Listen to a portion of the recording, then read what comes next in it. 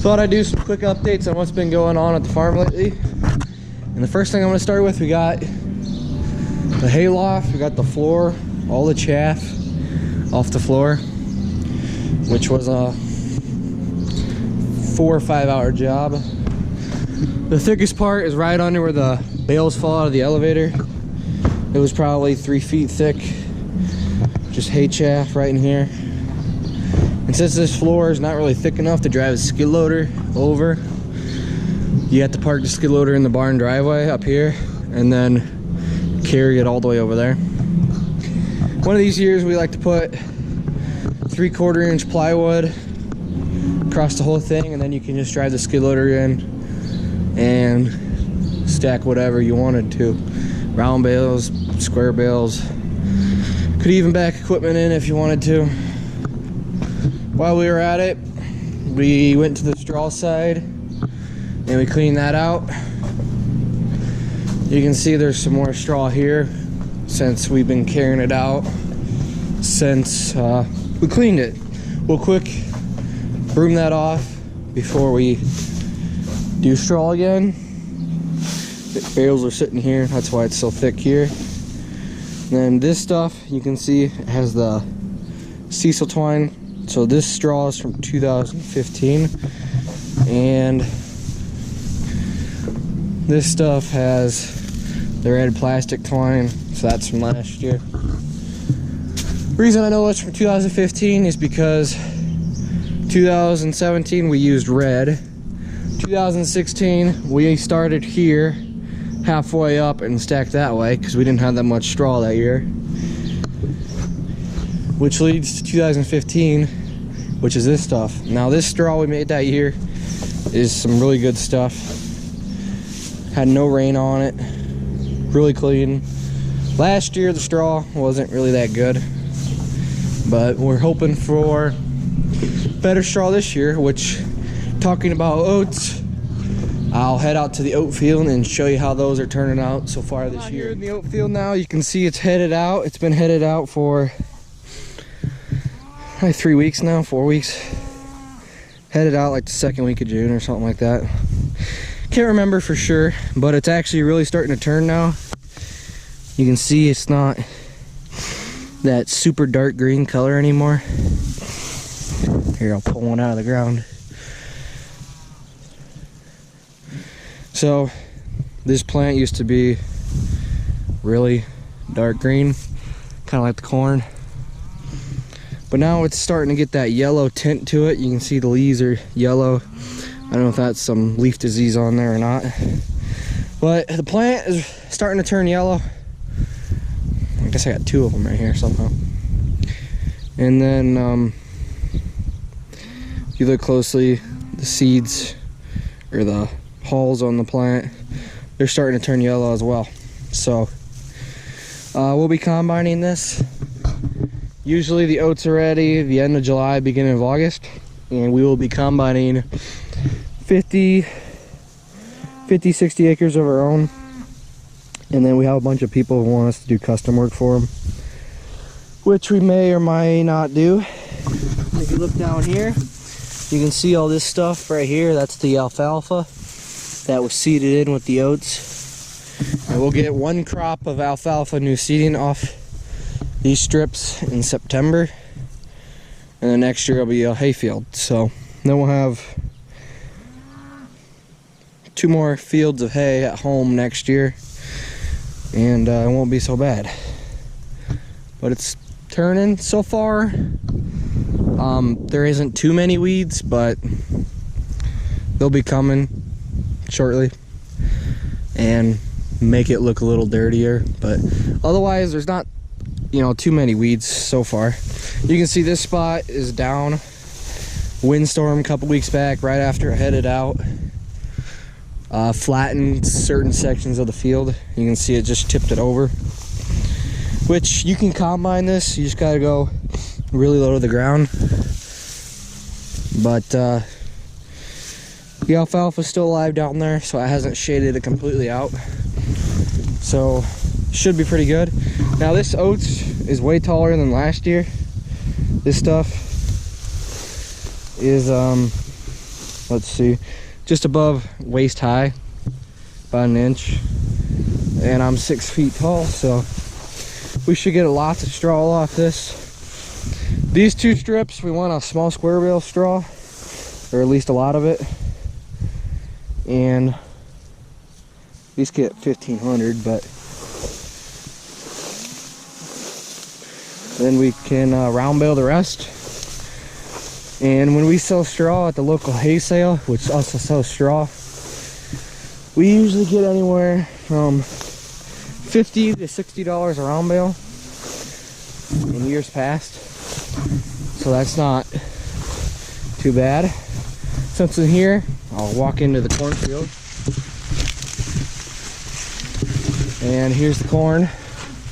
It's gonna be tasseling here soon, in a week or so. Now if you flip this stuff back, I can feel the tassel in there.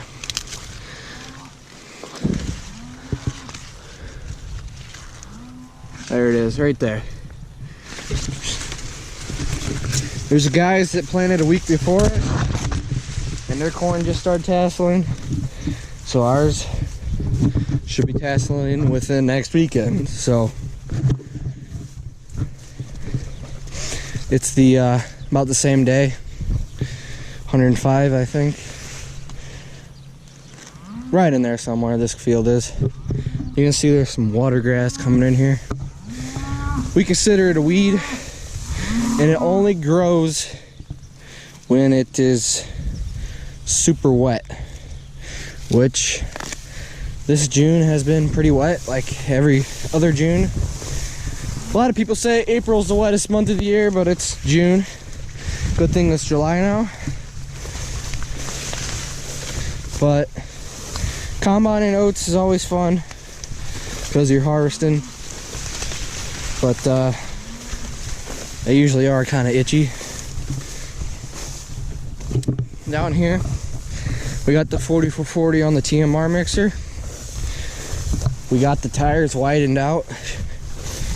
So this bolt used to be here, all the way in for 30-inch rows. But now we're done spraying for the year and planting, so we widened them out to make hay. That way the tractor is a lot more stable on the hills. Really don't want to roll it. And then here, we stored all our corn stalk bales over there. We used the last one up the other day. And there's a little bit left on the silage bag. This bag is from first crop of 2017.